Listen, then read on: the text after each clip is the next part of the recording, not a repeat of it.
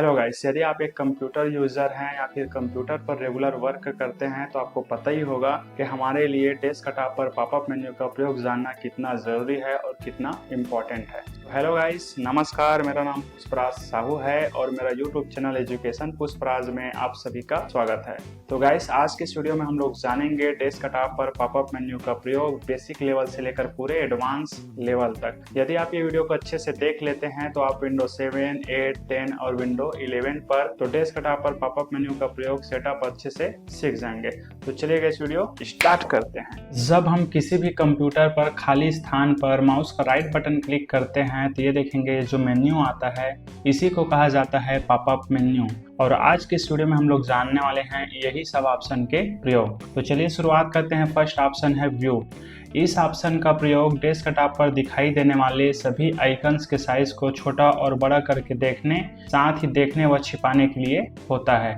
तो चलिए यहाँ पर जानते हैं। ये देखेंगे जैसे मैं लार्ज आइकन पर क्लिक करता हूँ तो आइकन का साइज बड़ा हो जाता है और यहाँ पर आप देख सकते हैं मीडियम आइकन दिया गया है, स्मॉल दिया गया है। और जैसे हम स्मॉल आइकन पर क्लिक करते हैं तो आइकन का साइज इस प्रकार से छोटा हो जाता है। तो यहाँ से आपको जो उचित लगता है वो साइज पर आप क्लिक करके ले सकते हैं। फिलहाल मैं कर दे रहा हूँ मीडियम आइकन्स। तो इस प्रकार से आइकन के साइज को सेट कर सकते हैं। तो चलिए आगे ऑप्शन को जानते हैं। यहाँ पर दिया गया है ऑटो अरेंज आइकन्स।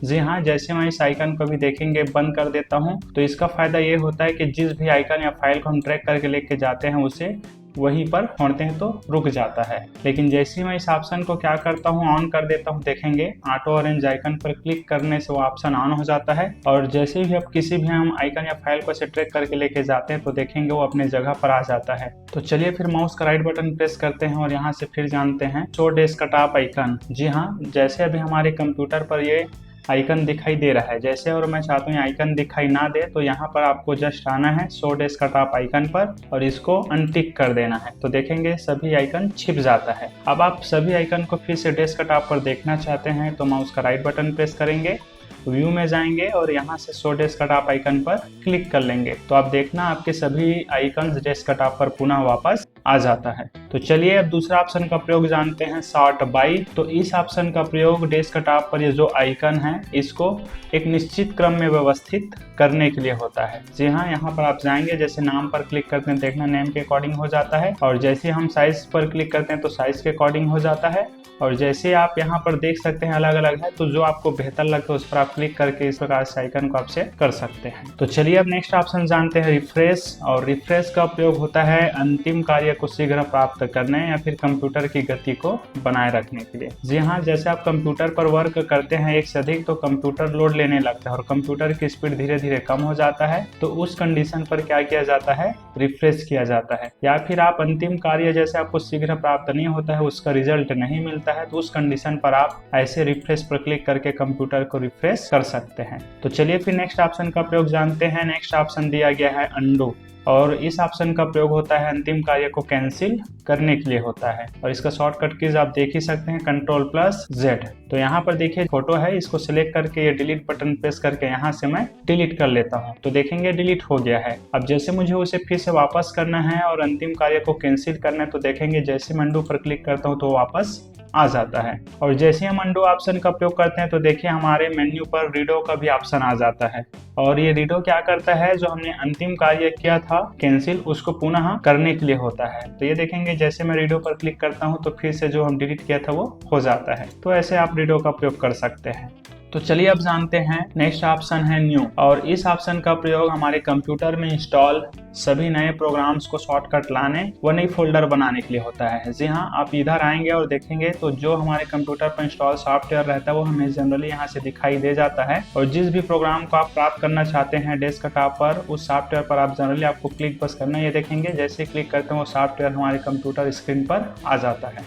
तो चलिए आगे बढ़ते हैं, इधर न्यू में जाते हैं तो ये देखेंगे फोल्डर ऑप्शन आता है और इस ऑप्शन का प्रयोग डेस्कटॉप पर नई फोल्डर बनाने के लिए होता है। जैसे आप इस पर क्लिक करते हैं तो देखेंगे यहाँ पर फोल्डर का आइकन आ जाता है और यहाँ पर हमें नाम लिख देना है जिस भी नाम से आप लिखना चाहते हैं। जैसे मैं यहाँ लिख दिया विजू और जैसे बाहर क्लिक कर देते हैं तो देखेंगे हमारा जो फोल्डर है वो बन के तैयार हो जाता है। तो इस प्रकार से आप कंप्यूटर पर फोल्डर बना सकते हैं। और फोल्डर बनाने का शॉर्टकट बटन Ctrl+Shift+N है। नाम लिख सकते हो कुछ भी, जैसे कि मैंने लिख दिया समीर या कुछ भी आप लिख दो और बाहर क्लिक कर देंगे तो ये देखेंगे हमारा फोल्डर सेव हो जाता है। तो चलिए नेक्स्ट ऑप्शन जानते हैं डिस्प्ले सेटिंग। जी हाँ, जैसे आप इस पर जाते हैं तो देखते हैं बहुत ही सारा हमें ऑप्शन फीचर प्राप्त होता है।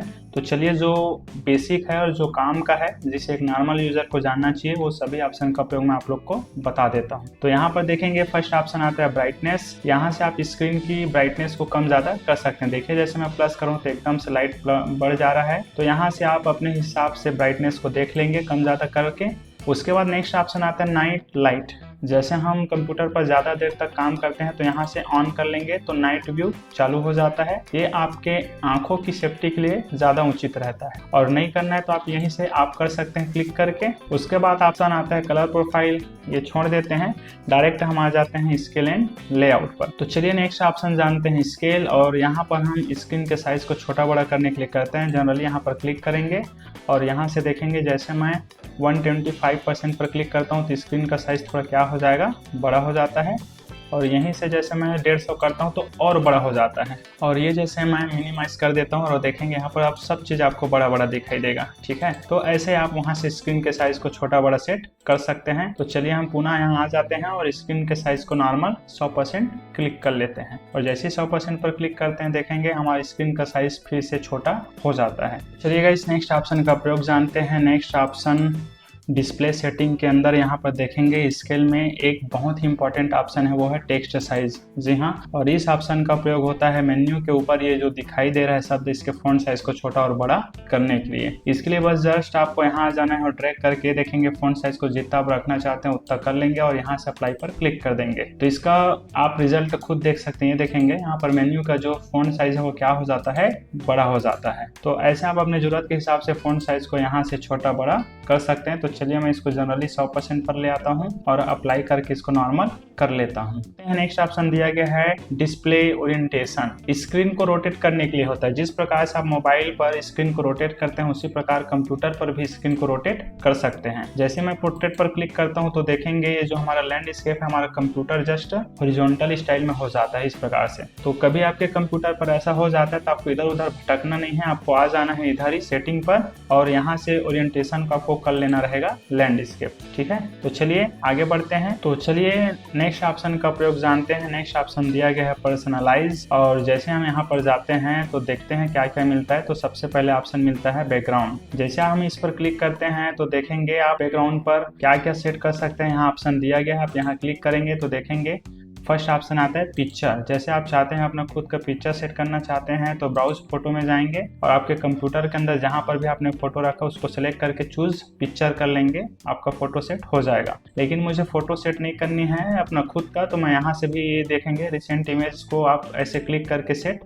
कर सकते हैं। एक क्लिक करेंगे और ये वॉलपेपर आपके कंप्यूटर स्क्रीन पर सेव हो जाता है इस प्रकार से। चलिए आगे बढ़ते हैं। नेक्स्ट ऑप्शन जानते हैं कंट्रास्ट थीम। जैसे आप इस पर जाते हैं यहाँ से कंट्रास्ट थीम आ जाता है। यहाँ पर क्लिक करके ये देखेंगे क्लिक बस करना है और जैसे क्लिक करके अप्लाई करते हैं ये देखेंगे थीम सेट हो जाता है। थीम तो जानते ही होंगे, कंप्यूटर पर एक ऐसा फीचर होता है जिसका प्रयोग कर लेने के बाद हमारे कंप्यूटर पर मेन्यू, आइकन, साइज सभी का कलर सेट हो जाता है। आप देख सकते हैं हमारे कंप्यूटर पर पूरा मेन्यू का कलर ही बदल गया है। तो चलिए उसको पुनः जैसे था वैसे कर लेते हैं। तो यहाँ आप कंट्रास्ट थीम पर आएंगे और यहाँ से जो आपको उचित लगता है उस पर क्लिक करेंगे, अप्लाई करेंगे और ये देखेंगे पहले जैसा हो जाता है। तो चलिए मैं यहाँ से बैक आ जाता हूँ। उसके बाद आप डेस्कटॉप के बैकग्राउंड पर कोई सॉलिड कलर फिल करना चाहते हैं तो ये देखेंगे यहाँ से कलर सेलेक्ट कर लेंगे और यहाँ से कर सकते हैं क्लोज। तो ये देखेंगे बैकग्राउंड पर कलर आ जाता है। तो चलिए नेक्स्ट ऑप्शन जानते हैं। उम्मीद करता हूँ ये वीडियो देखने के बाद आप डेस्कटॉप पर पॉपअप मेन्यू के प्रयोग को भली भांति सीख गए होंगे, समझ गए होंगे। यदि इसी तरह के और वीडियोस देखना चाहते हैं तो प्लीज वीडियो को लाइक, चैनल को सब्सक्राइब कर लीजिए। मिलते हैं अगले वीडियो में, तब तक के लिए नमस्कार और पूरा वीडियो देखने के लिए धन्यवाद।